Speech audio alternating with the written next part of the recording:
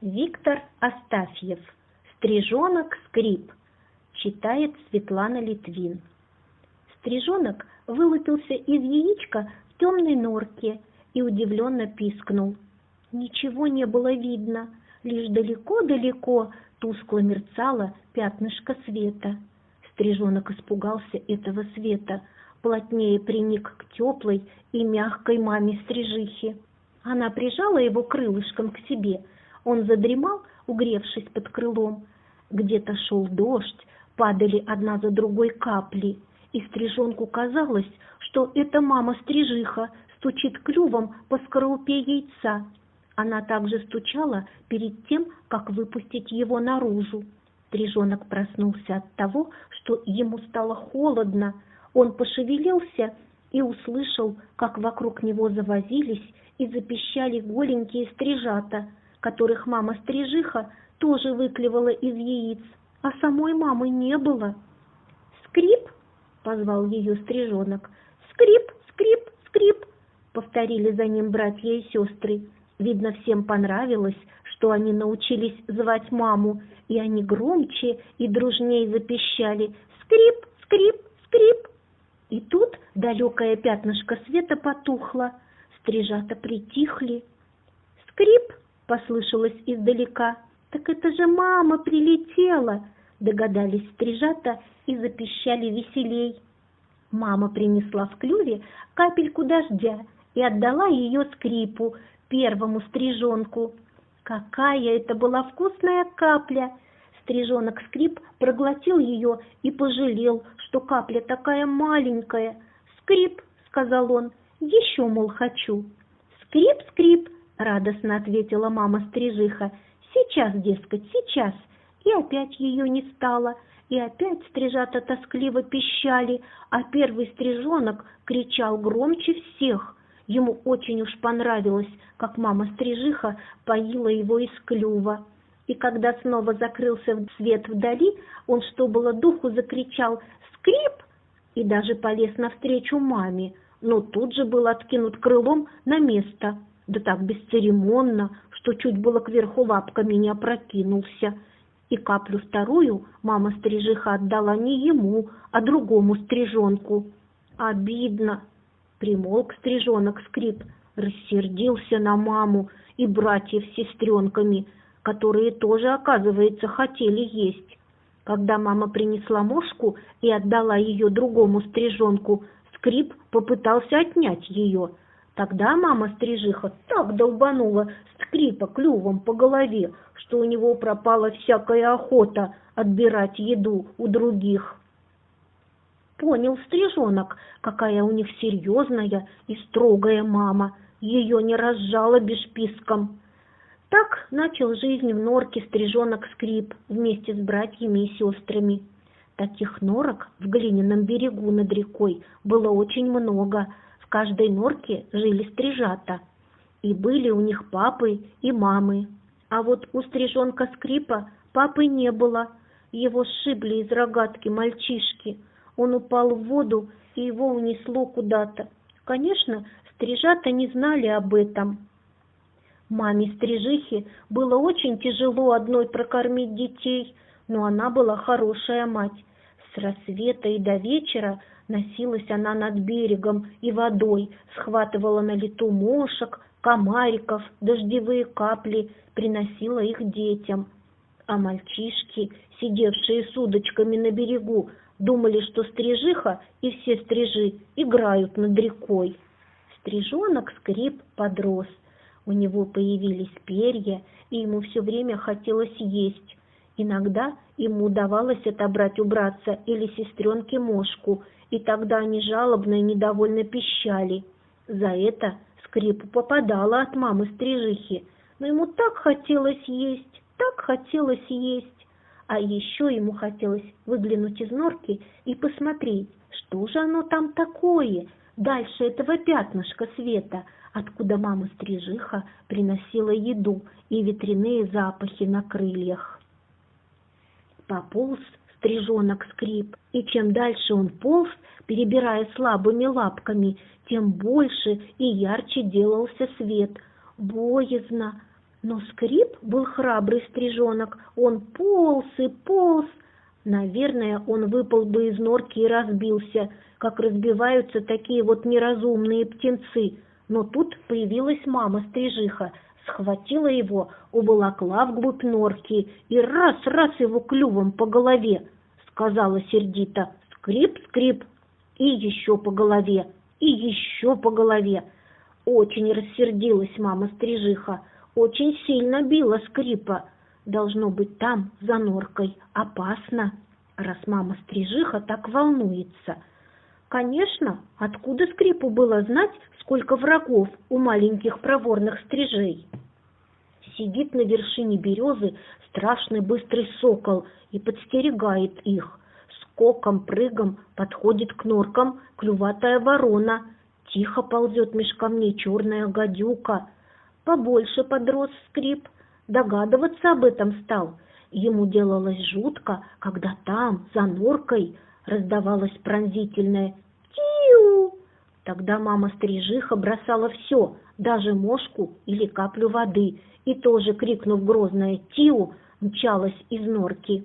И все стрижи с криком «Тиу!» высыпали из норок и набрасывались на врага.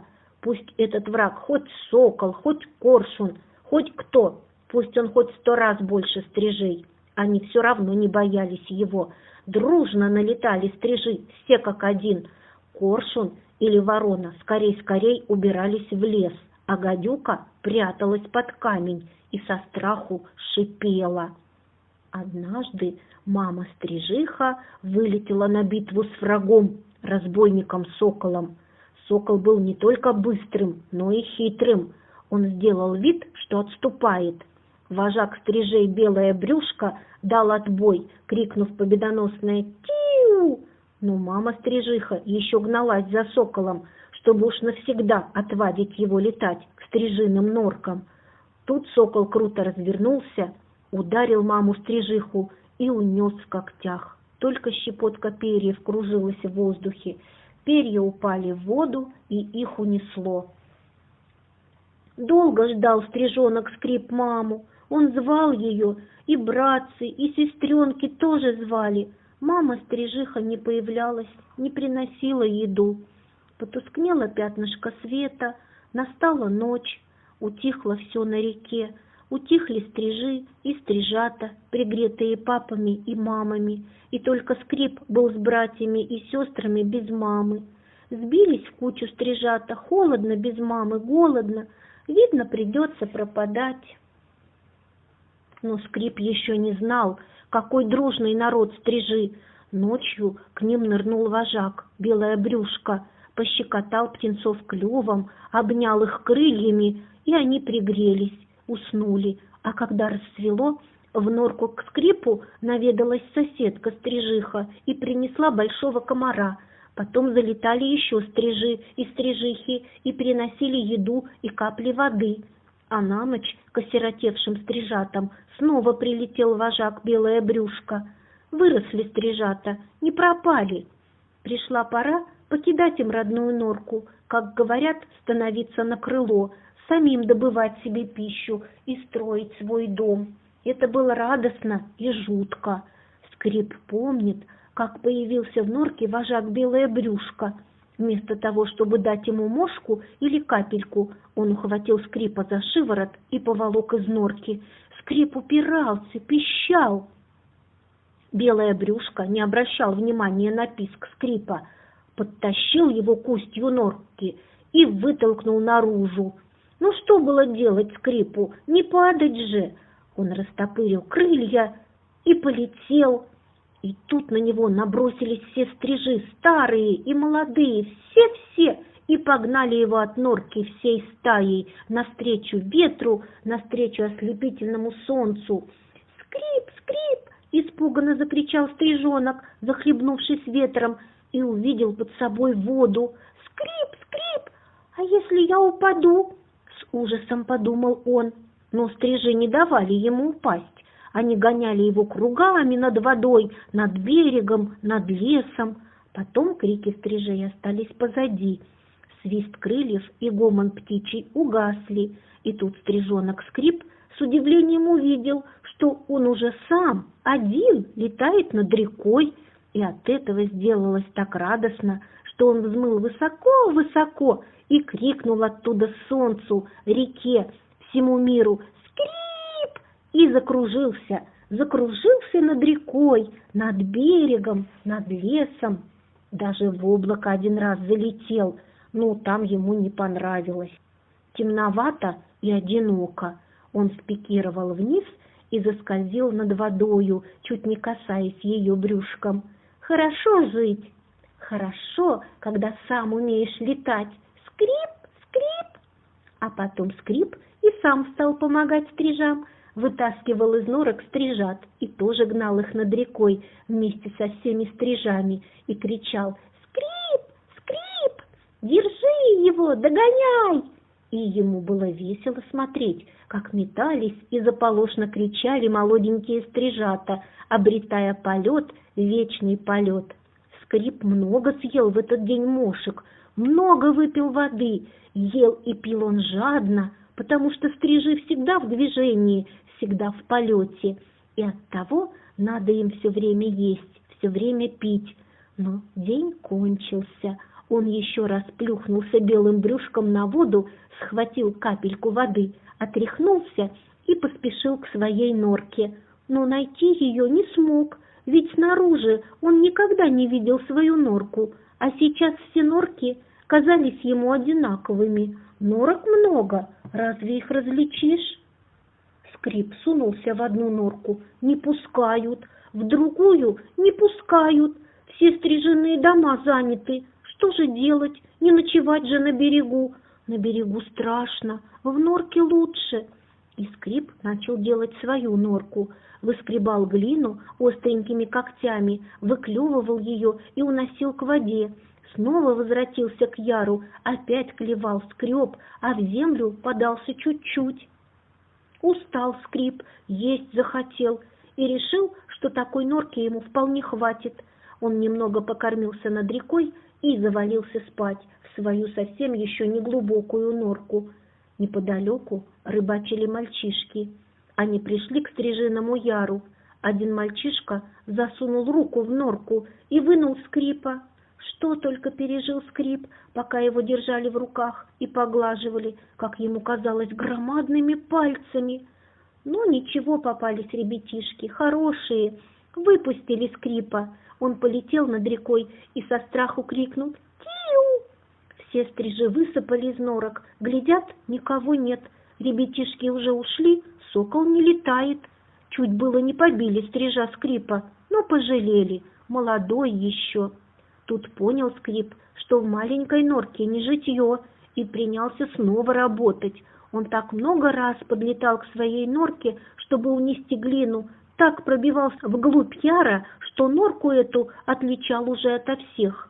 Как-то опять пришли мальчишки, засунули руку, чтобы вытащить Скрипа, а достать не могут.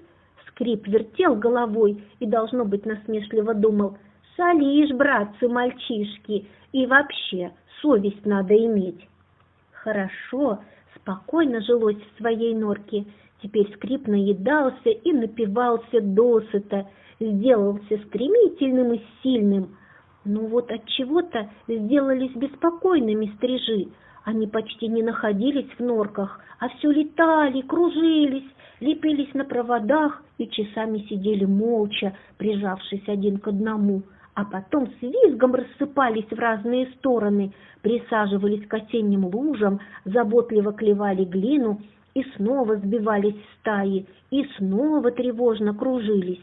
Эта тревога передалась и Скрипу. Он стал ждать, сам не зная чего, и в конце августа на рассвете вдруг услышал призывный голос вожака «Белое брюшко». «Тиу!» — крикнул вожак. В голосе его на этот раз не было угрозы, он звал в отлет. Взмыл Скрип и видит, все небо клубится, тучи стрижей летят к горизонту. «Тиу!» — звал вожак, и стайка Скрипа помчалась вдаль, смешалась с другими стаями. Стрижей было так много, что они почти заслонили собой разгорающуюся в небе зарю.